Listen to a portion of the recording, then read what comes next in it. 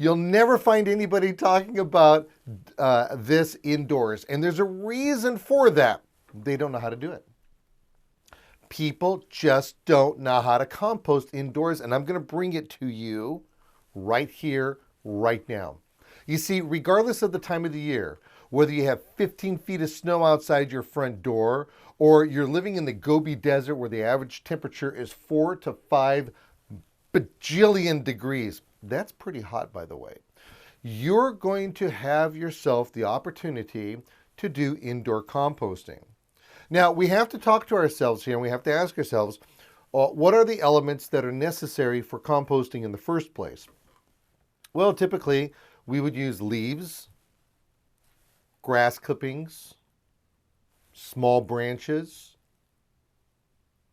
maybe throw in a little dirt here and there for an activator. So that's one form of composting there, right? And then we would start thinking to ourselves, what can I bring from the indoors to the outdoors? So the first thing we think about is, well, kitchen waste. Of course, we don't ever want to use any kind of oils, nor do we want to use any type of bones, animal parts, meat, chicken, fowl, that kind of stuff. You don't want that in there. But you can use your green waste. Now, depending on the time of the year, of course, also tells us whether or not we're going to have those outdoor elements in the first place. And oddly enough, you probably have enough waste in your kitchen that you can use to make compost. Now, what we're going to do is we're going to start off with a bucket of some sort. And it could be a regular bucket. I have in front of my big schnoz over here. It's a clear container. Technically speaking, it's not clear. It's colorless. Big difference. And then what you're going to do, it's just it's a 8-inch by 10-inch container that's about 6 inches deep. You can start small like this. This is right here something that could actually fit underneath your kitchen sink. Or you can use those big plastic tubs. You know, the whole idea here to what we're going to be doing is to just make sure that we don't make something or have something here, create something that is going to stink. Because if you start using really large containers inside the house, poochie, you don't want that. It's gonna stink. So we use a big old container like this, or a nice sized container, but not too big, because it's manageable. All right, now we have to have our green material. The smaller the material, the better. The smaller the material, you will be able to manage this a whole lot easier. Now, there are ways of making it smaller. When you're creating whatever you're creating, just cut it up a little smaller. That's all.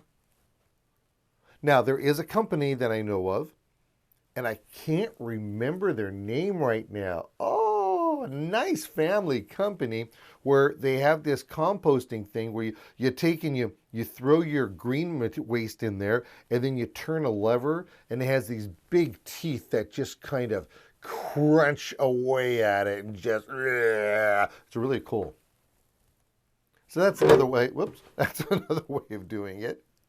And then it dumps it all into a little bin, and you pull the little bin out, and then you throw it into your compost pile outside. But you don't have to go outside, because we're doing this indoors, aren't we? Because that's the whole idea of this concept. So anyway, we're going to get a container like this. You start putting it in here. It's going to generate enough juice on its own. Now, you just don't want to throw stuff in here and then walk away. It's going to start stinking. It'll start stinking within 24 hours. So what we do is that we're going to introduce a form of composting, but we're going to put the word vermi in front of it. It has nothing to do, I didn't say varmin, vermi. Vermicomposting is the art of using worms to create a byproduct, which is called castings, which is something that we call a compost. So you're really going to be using worms in your house. Ew, gross. Look, they're not going to be plopping out of your container. They don't have little springs on them like you see on the cartoons. You're going to have yourself just a container, and you're going to put your mess in there. You're going to put a bunch of worms in there. Oh, by the way, you can get the worms outside right now. You can probably get worms, especially if you live in a part of the country that's getting really wet. The worms they don't want to be in the ground. They're just kind of hanging in there. Stay away from red wigglers. Try to get just a regular earthworm, because those bigger worms are pretty aggressive. Those might pop out of the container. You don't want those. Just get your little common garden worm. In fact, if you go down to your local nursery and garden center, they have them for sale.